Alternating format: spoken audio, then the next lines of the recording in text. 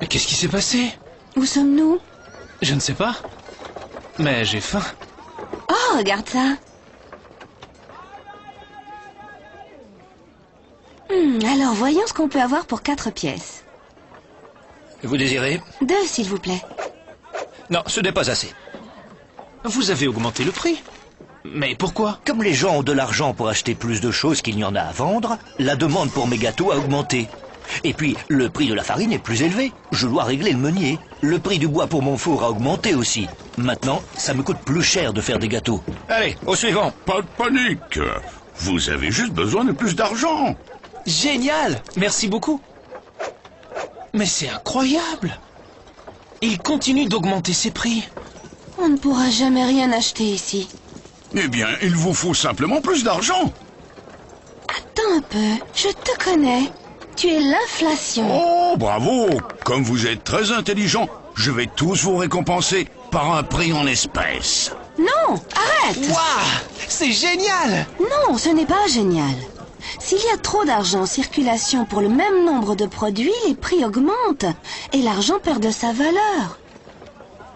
Vous avez vu ce qu'on m'a demandé pour ce poisson? C'est plus cher que le mois dernier. Avant, je pouvais me le permettre, mais plus maintenant. Les prix augmentent sans cesse, mais pas ma retraite. Et mes économies perdent chaque jour de leur valeur. Vous savez, c'est toujours les moins bien lotis qui souffrent dans des périodes comme celle-ci. Alors c'est donc ça l'inflation. Et quand ça commence, on dirait que c'est difficile de l'arrêter. Le revoilà! Fichons le camp!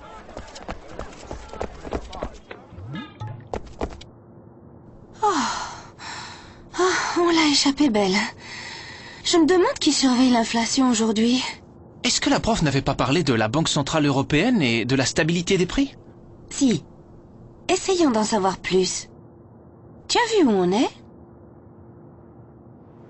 Excusez-moi, est-ce que c'est vrai que votre travail est d'assurer la stabilité des prix? Comment est-ce que vous faites? Je peux peut-être vous aider?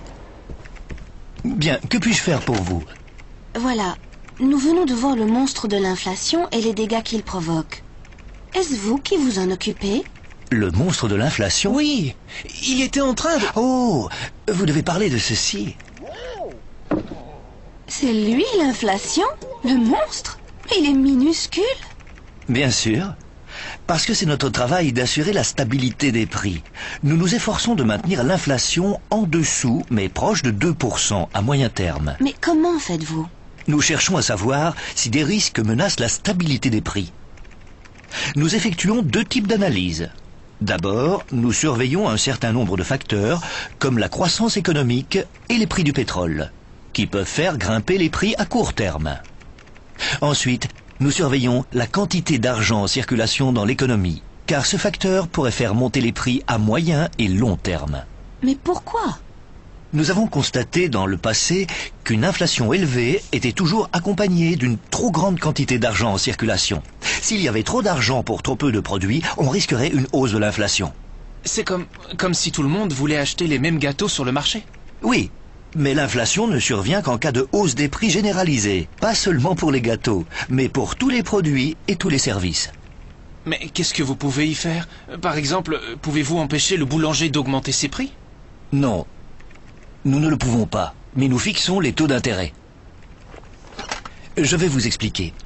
Si vous prenez un crédit pour acheter une voiture ou un nouveau réfrigérateur, par exemple, vous paierez des intérêts calculés sur la base d'un taux d'intérêt. Autrement dit, le taux d'intérêt est le prix de l'argent. Plus le prix de l'argent ou taux d'intérêt est élevé, plus la demande d'argent sera faible. Il y a moins de chances que les gens empruntent de l'argent lorsqu'il est trop cher. Exactement. C'est pourquoi notre mission est de fixer le niveau des taux d'intérêt. Et cela pour s'assurer que les prix restent stables dans le temps. C'est ça. La stabilité des prix crée la confiance. Elle favorise l'épargne et l'investissement. Si vous faites des courses dans quelques mois, les produits coûteront à peu près la même chose qu'aujourd'hui. De plus, les entreprises investissent plus, ce qui contribue à la croissance de l'économie et à la création d'emplois. Et tout cela doit rendre le pays plus prospère. Voyez-vous, si ce petit bonhomme grandit, il peut nuire à l'économie. À cause de lui, les gens peuvent même perdre confiance dans leur monnaie. C'est pourquoi nous, à la Banque Centrale Européenne et dans l'Eurosystème, nous prenons notre mission tellement au sérieux. L'Eurosystème? Il s'agit de la Banque Centrale Européenne et des banques centrales nationales des pays de la zone euro. Mais notre vigilance ne s'arrête pas là. Ah oui? Oui. Regardez, c'est la déflation. Qu'est-ce que c'est que ça? La déflation est une diminution générale des prix. Mais ça a l'air bien. Ah, pas du tout. Tout comme l'inflation, elle peut nuire à l'économie. Par exemple, si tous les prix diminuent régulièrement, vous attendrez avant d'acheter quelque chose, en espérant que votre achat coûtera moins cher la semaine suivante, et encore moins cher un mois plus tard. Pour la même raison, une entreprise peut décider de remettre ses investissements à plus tard, et l'économie en pâtirait. Ces petits bonshommes sont destructeurs.